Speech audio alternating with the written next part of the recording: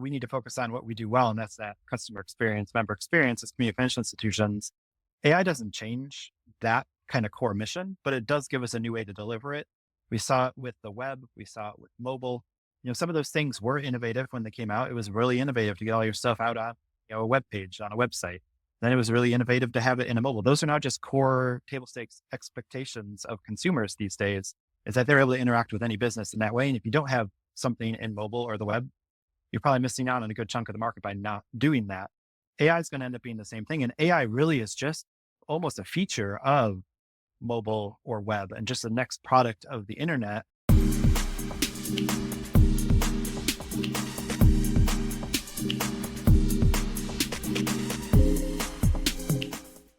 Many community FIs are weary of the AI for AI's sake hype in the market and from vendors. Today, we're talking with Ben Maxim about what AI is doing for innovation and not the other way around. Ben is the Chief Innovation Officer of Michigan State University FCU and the COO of their wholly owned CUSO, the Reseda Group. Ben shares their experience experimenting with AI for operational efficiency and enhanced member experience.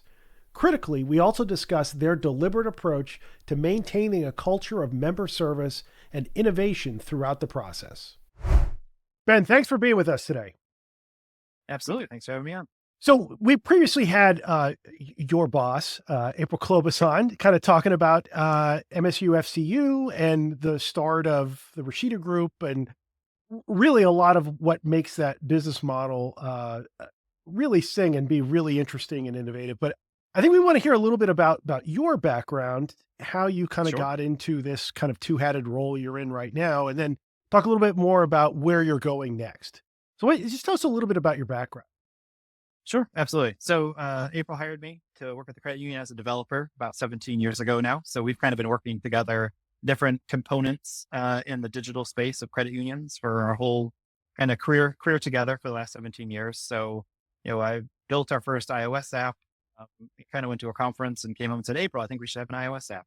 And she's like, okay, go build it. And then we've kind of had that relationship. There were things that she's seen, want to try and experiment. And really, we've kind of had this like, can we build and play and experiment kind of thought process? And we kind of work really well together in that. And we've been in different roles, at MSUFCU. And then about 4 years ago, as she had moved on and become CEO, like some of that organic innovation, and I was leading our dev team, we had merged into IT, and a lot of what we were doing was like less of the organic innovation and more like, let's do the run and maintain. We built our own online bank and we built all this stuff. And we were just scaling it, and we weren't really getting to that kind of core of like, let's try some new exciting ideas. So I moved into an innovation role about 4.5 years ago now to really figure out how do we partner with Fintech and how do we get back to building some of those like truly experimental ideas. So moved into that role, started what we call the lab at MSUFCU. And as we started that, we started partnering with a lot more Fintech. VC market was drying up. Also, we had all this tech we built. We were trying to sell to other credit unions. That kind of converged in kind of the fall of 2020, which led to us thinking of this idea of creating a CUSO and figuring out how to do investments. Some of those Fintech partners were asking us for investment. So that was kind of the start of Reseda Group, was really those ideas coming together. And we kind of started as a side hobby during COVID. We weren't traveling as much. We weren't doing as many things. And lo and behold, there was a need for it in the space, and we were, welcomed into the industry, and we were able to move really quickly. We are now up to, I think, 25 known investments in fintechs. We partner with all of them at the credit union, and really almost all of them have gone through the lab at MSUFCU as well prior to investment. So really being able to vet things, give them kind of the capital and the expertise that we've gained in the credit union industry over all that time, building our own products, and really just allow for that experimentation, really supporting that kind of collaborative movement that you see in credit unions and technology. So been in various roles throughout that. Also working at Reseda, running our product team where we build our own products there as well. So we have a few in market there also. So you're involved both on the kind of consumption side of the house here, as in the innovation Absolutely. role at the credit union, but then also in the let's build for other people, sell to other people, Absolutely. be a provider from that standpoint. So I imagine there's some rather unique insights you kind of get from that of, being the baker and the one who, eats the cookies, Right. I guess, at the end of the day. What how is that help? What are some of the things that you kind of get from that that maybe are missing if you're only on one side of that? Yeah, no, absolutely. No, it is definitely a unique perspective, especially once we started trying to sell those products into the paying space and learning maybe how to be the better eater of the cookies, and to know how to be a better buyer as a credit union. So, you know, are we being responsive? Are we doing certain things that allow for appropriate discussion and identifying partner quickly and not being afraid to say no, tell people, no, you're not the right fit for us. I think that's, it was, something that was like, oh, we can try to make this work kind of a attitude before, but then once you go to sell and you hear it from the other side and you're kind of strung along for 10 months and, oh, sorry, we don't have budget now. So we're not going to keep going, but maybe come back next year. Like that kind of forever maybe really can kill companies, especially in the startup space and the fintech space. So trying to be better at actually truly being that partner and giving them either investment time, resource, or giving them the nice, friendly no upfront is actually probably the most kind thing that you can do to a partner. If it's not the right fit, it's not the right fit. It's not going to change necessarily if more time goes by. So kind of that's been interesting to kind of see it from all lenses as investor, builder, and buyer of fintech. So what's the interesting thing right now? I know we tend to look at a lot of like what's in the portfolio as kind of taking from other industry Sure. verticals, particularly e-commerce, mobile engagement around those areas. Yep. But what are you looking at right now that's maybe has most of your attention, or you're kind of looking at where we're going to be in 6, 9, 12, 24 months? Yeah, absolutely. So I think I'd be remiss to say that AI is, AI is definitely a focus, and not just AI broadly, but how to use AI for personalization. I think another kind of category is also the payment space as well. So I think the payment space is a way for financial institutions to have a daily touch point with their members. So is that personalization. So how do you build that engagement? We used to live in a society where people used to come into like the bank branch or the credit union branch and the post office all the time to do all kinds of stuff. You got to know people there. That's just kind of where you were. It was a part of our daily lives. We're doing that digitally. There's a lot of things we're doing where we're doing shipping and all that kind of stuff, on our phones. Things just come to our doorstep. Same thing with all our financial services. They're just at our beck and call whenever we need them for the most part. Um, how do we then personalize that service? Because when people used to come and talk to us, we get to know them. We had a human saying they're getting to build a relationship. We're not able to do that when you're only coming to the branch, 4 times a year, maybe once every 4 years. So, but you're interacting with us daily. We have people who log into our mobile app at MSUFCU 11, 12, 19 times a day, some of them. So they're in there constantly. So how do we get those touch points? We have all this data as a financial institution. What do we do with it? AI is really strong at being able to do something with that data. So how do we combine kind of some of the efforts we've done over the years with being really strong in building out this data governance and data kind of infrastructure to now kind of the convergence with the advancements in the conversational AI, and then also now what ChatGPT and the generative AI bring to the table? How do we then kind of almost make that digital relationship truly happen? I guess one of the things is, I know you say do something, right? And sometimes there is that element of, I don't know, shiny penny syndrome of like, do Sure, I have an absolutely. AI strategy? And it's like, well, but if you're not in the AI business, do you really need an AI strategy as opposed Yep, to how am I going to leverage this new technology to continue to do the things that I'm really in the business of, which exactly. for most community financial institutions, it's customer experience to a certain extent. That's their Yep. differentiator. So how do you kind of square those two things and kind of think of it from, I don't know, an innovation lens or a lens about For how sure. you're making investments. Yeah, I think that's what you said there. Like we need to focus on what we do well, and that's that customer experience, member experience as community financial institutions. AI doesn't change that kind of core mission, but it does give us a new way to deliver it. We saw it with the web, we saw it with mobile. Some of those things were innovative when they came out. It was really innovative to get all your stuff out on, a web page on a website. Then it was really innovative to have it in a mobile. Those are now just core table stakes expectations of consumers these days, is that they're able to interact with any business in that way. And if you don't have something in mobile or the web, you're probably missing out on a good chunk of the market by not doing that.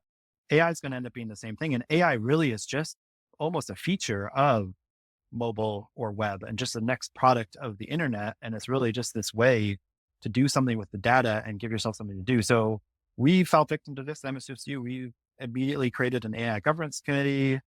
We spent months trying to figure out like what should we do and kind of slowed down some things that we could have really gotten back to the core. And as we started having meetings of that AI governance committee, we realized what we were concerned about was member data leaking out to ChatGPT or what was happening.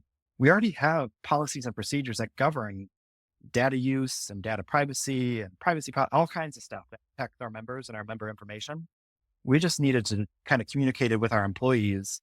Here's how that applies now that AI is in the picture. So if you wouldn't, search for, a member social security number in Google, putting it out there, why would you put a member social security number into ChatGPT as you're trying to build something? But if you're looking for, to create an ad campaign, you're looking for like stock images, ChatGPT can generate those for you. And those can be very personalized to that member based on their exact situation. Maybe we see all the time they are shopping at Cabela's, maybe they like camping, hiking, outdoor stuff. We can show them imagery that are related to the credit union's products and services, also happen to have this like outdoorsy hunting, camping, fishing, whatever flavor based on some of that history. And they are going to see themselves in that, and we're able to then deliver that experience. But if we knew they were coming in all the time, we maybe see how they were dressed, in the branch, we'd have conversations like, oh yeah, I'm going fishing this weekend. We would know those anyway, but we have the data to know that. And AI can help us bring kind of that connection and really focusing on that customer experience that you're talking about. Again, that's what we say we do well. AI gives us a whole new way to do that for a lot more people.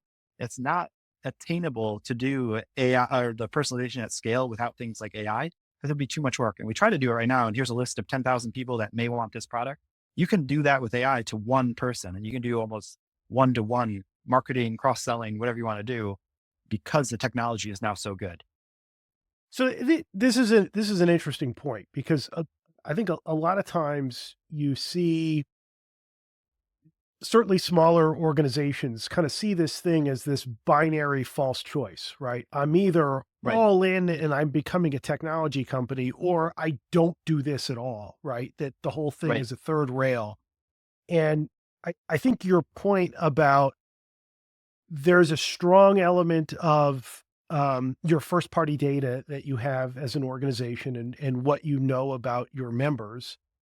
You are absolutely a custodian of that, and it is potentially a compliance issue for you if you mishandle it. However, it is also a very, very valuable asset that, if used correctly, Right. and to your point, within the guidelines of a serious and strong governance program, you can add a lot of value to your customers with Right. it, to your members, to really become a more relevant part of their life in what you're doing in meaningful ways. Absolutely. Yeah. I think maybe one thing I didn't actually say and meant to say is, in that binary choice, there are partners that are really good at the tech side.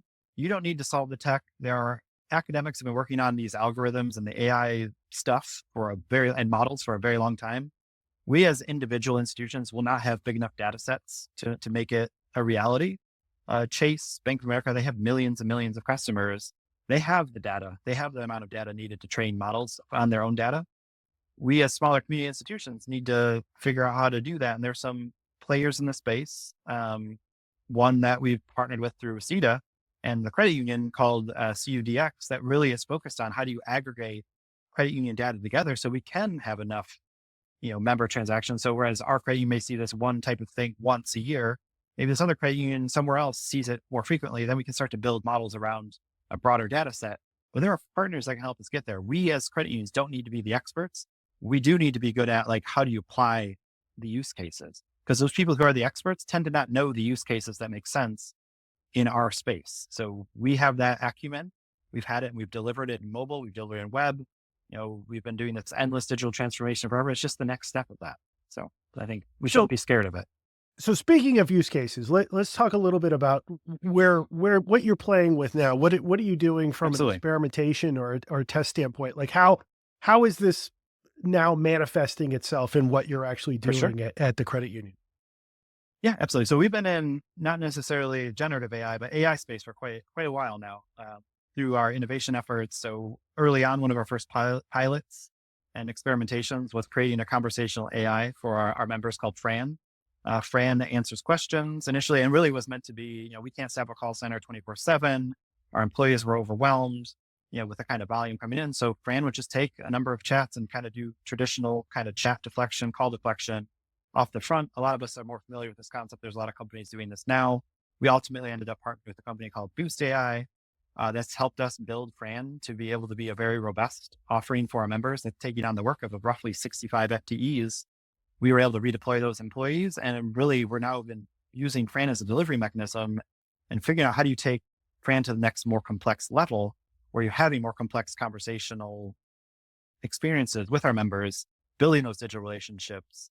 And we also had another partner that was doing behavioral banking in the background. So looking at transactions and surfacing insights, or sparks as they call them. The company's name is Exogens.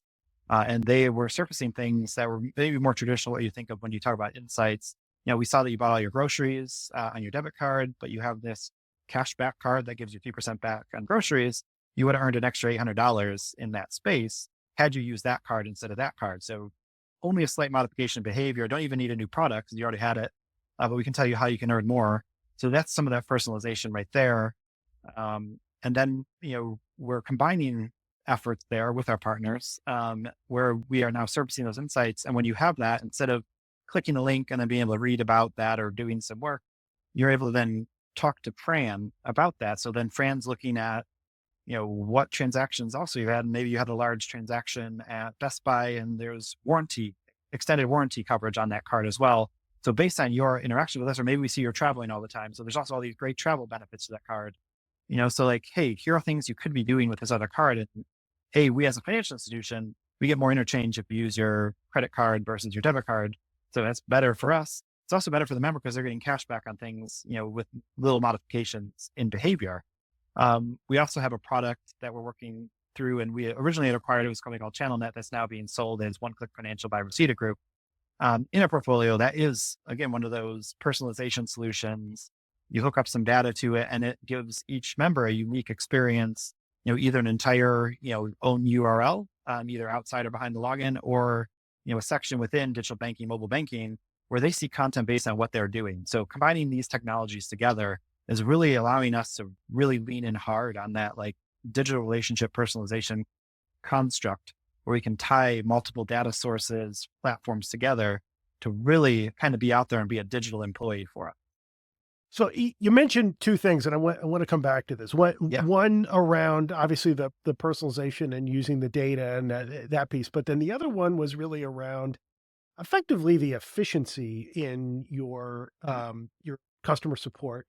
And you said specifically that you redeployed a number of people that were inside, and frankly, this is a thing that scares a lot of smaller institutions, that they don't want to Yep. see this necessarily as we're going to lay people off if we adopt this type Correct. of technology. And somehow that might be short-sighted from the standpoint of, dollar savings this year or next Sure. fiscal year, but it's somehow going to dilute our brand or dilute our experience. How did you address that, or how did you approach that inside? Absolutely. So, we've all been in challenging economic climate right now. So it was great timing to have some of these efficiencies and cost savings. We didn't have the budget to hire some positions, and we were able to convert some of these employees into perhaps, more complex jobs than maybe just answering chats. And some of the things that they're taking off their plate, were what's the routing number? And the employees are actually getting frustrated and like slightly disgruntled answering that question 40 times a day. They want to provide more meaningful work or more meaningful answers. So we've seen the length of time on those chats go longer. We've done the same thing in call center as we brought in similar technology. The length of conversation is longer because they're more complex, because those easy answers are happening. So there's still some level of employee work that needs to be done. We didn't lay anyone off from this, but we've not needed to hire as many projected positions as we would have to keep up with the volume growth that we would have had to. So it's not laying off, but we're able to then either hire positions in other areas that are struggling. And when you don't have to focus all your efforts on just serving frontline members or customers, you're able to do maybe some of the other things. So we took 5 of the individuals on this team and redeployed them to helping and teaching both employees in our branches and also our members directly about these solutions that we're offering through our innovation program, through our lab. We're partnered with a number of fintechs, but if you weren't there when we launched it or talked about it the first time, you may not know we have it. or you hired into the credit union 2 years after we launched something, you may have missed kind of the rollout or all the good education about it. So this team goes around and makes sure our branches know how to talk about these different things with members.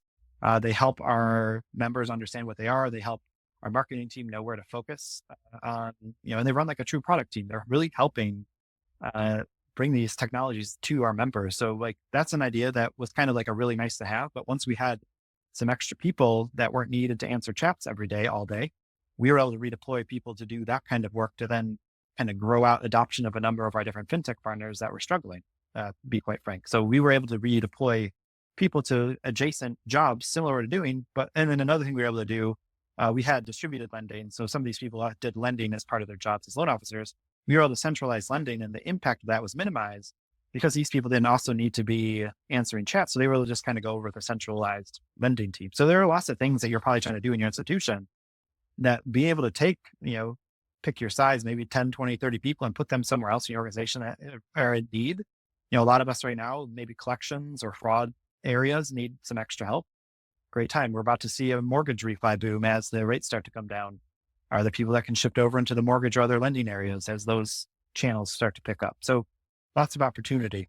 So was that something you had planned out ahead of time, or was it just, hey, we're gonna commit to doing this in a way that doesn't disrupt employment, I guess, from a straight headcount standpoint? Yeah. So when we set out to do it, our initial kind of strategic reason for doing it was we were hiring people. Well, we were trying to hire people, or we needed to hire people faster than we could hire them. So the people in both the call center and our e-services team were getting burnt out because we were asking to work too many hours. So like at the initial point, we had so much volume coming in that we couldn't keep up. So we needed to like kind of stem the bleeding, if you will, and so even the good people were leaving because they didn't get any support or help. So the AI gave them that help and support they needed and kind of brought some calm to it so we could get back to like reasonable staffing levels to match volume. So really to kind of course correct and help us keep pace with everything. Otherwise, we would have been hiring, a constant 20-person churn in those areas for the foreseeable future. So it really did help us kind of right size the need to hire. So we didn't set out necessarily thinking, we're going to get to redeploy people elsewhere. But we did think we wouldn't have to hire as fast. And we did see that pretty quickly. And then it kind of went beyond that because we were able to slow the hiring and then volumes. Our members really adopted the conversational AI. We didn't predict maybe how quickly they were going to adopt that as well. So that was an exciting opportunity for us.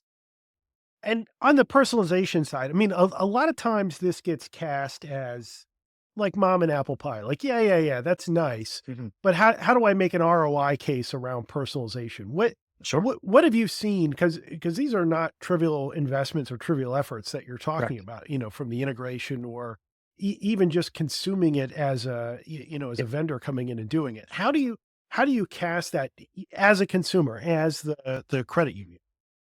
Yeah, absolutely. So, you're measuring a hard ROI. So you may be giving some insights that don't have an ROI attached to them, but you're mixing that in with hard ROI. So you've added this many products, you've added this many, Visa signature cards, you've added this many auto loans as though you would, kind of be scoring an employee. So how many loans did the AI bring in?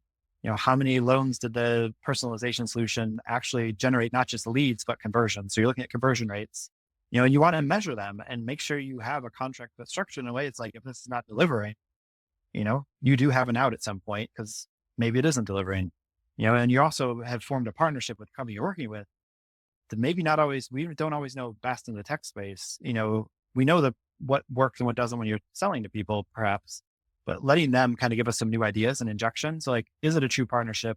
Is there hard ROI? And then can you judge the member engagement, which is hard sometimes. And some people may not have hard metrics around that. But if you have someone who's now engaging with the solution and now they go from logging in once every so often to they're logging in daily, weekly, that's that many more touch points you have with them. So how many touch points are you getting with your members or customers as these different solutions are there? And how do you measure that? So I think there's kind of the hard ROI. How many new products are they adding? What are some of the softer things in member engagement? With how many times are they logging in? There's some metrics you can throw around that. And then what are you actually accomplishing there? So We can always look at those things as like, proxies for value, right? If somebody's absolutely, consuming yep, something, there's an implication that they're getting something there out of is. it. So Absolutely. Um, Absolutely. so beyond this, what's the white space for you? What are you looking at now of what you'd like to have, or Sure. areas that you think are kind of ripe for development for you, or from a Reseda Group Yeah, standpoint, absolutely. from your member investors or member credit unions? Yeah, for sure. So kind of what we're seeing happen in the fintech space right now is a lot of the BaaS providers that are out there. So banking as a service providers. A lot of them are at community banks. Some of them are struggling. Some of them are struggling. With regulation on the banking side.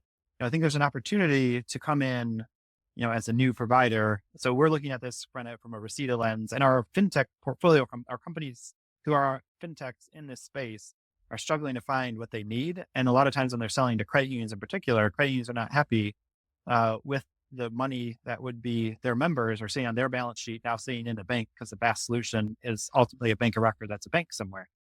So we're trying to provide an alternative to those portfolio companies initially, is what we set out to do. We're also trying to figure out how to do some things from the Reseda side where we can move money around, hold savings accounts for MSUFCU initially, but then other credit unions as we sell to other credit unions.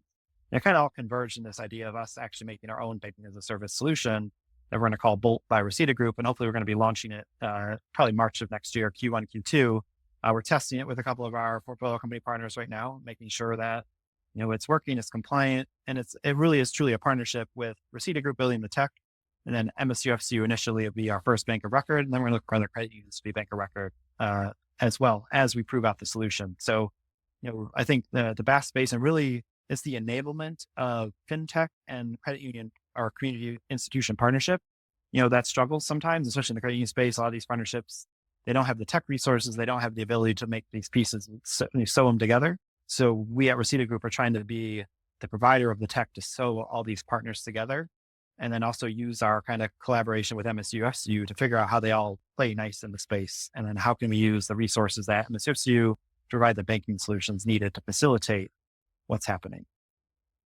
So in the long run, I mean, we've kind of gone through this phase where it was like the community banks and credit unions are community banks and credit unions, and they do banking, and they've done Yep. the same thing that they've been doing for 100+ years.